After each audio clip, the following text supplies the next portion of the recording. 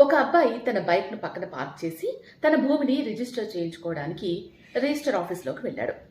అయితే ఆ అబ్బాయి ఆ బైక్ పక్క నుంచి జరగగానే ఎక్కడి నుంచి వచ్చిందో కానీ కోతి ఆ బైక్ దగ్గరకొచ్చేసింది. బైక్ దగ్గరకొచ్చి ఆ బ్యాగ్‌లో ఏముందా అని చూసింది.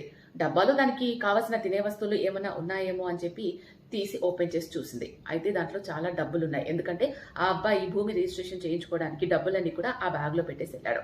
సో ఇది గమనించిన అక్కడున్న వాళ్ళు అలాగే ఆ అబ్బాయి పరుగు పరుగున అక్కడికొచ్చేసాడు. బ్యాగ్‌ని తీసుకునే ప్రయత్నం చేశాడు. కానీ ఆ బ్యాగ్‌లో ఏవో తినే పదార్థాలున్నాయి. అందుకే వీళ్ళు నా దగ్గరకొస్తున్నారని చెప్పేసి ఆ కోతి ఆ బ్యాగ్‌తో సహా చెట్టెక్కేసింది.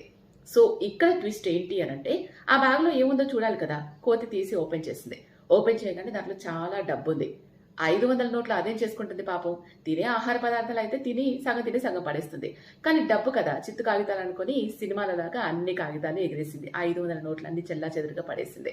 సో అక్కడున్న వాళ్ళందరూ కూడా 500 నోట్లన్నీ ఏరి ఆ అబ్బాయికి డబ్బు జమ చేసి ఇచ్చారన్నమాట.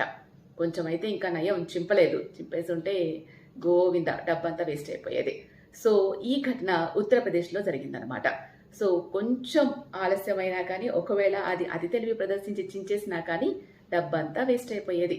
సో ఇలాంటి ఘటనలు కూడా జరుగుతూ ఉంటాయి. ఈ వీడియో ప్రస్తుతం వైరల్ అవుతుంది. చాలా ఫన్నీగా అనిపించినా అదే సిచ్యువేషన్‌లో మనం ఉన్నాం అనుకోండి, మన గుండె ఆగిపోతుంది కొంచెం సేపు. ఎందుకంటే మన భూమి రిజిస్ట్రేషన్ కోసం తీసుకొచ్చిన డబ్బు కాబట్టి.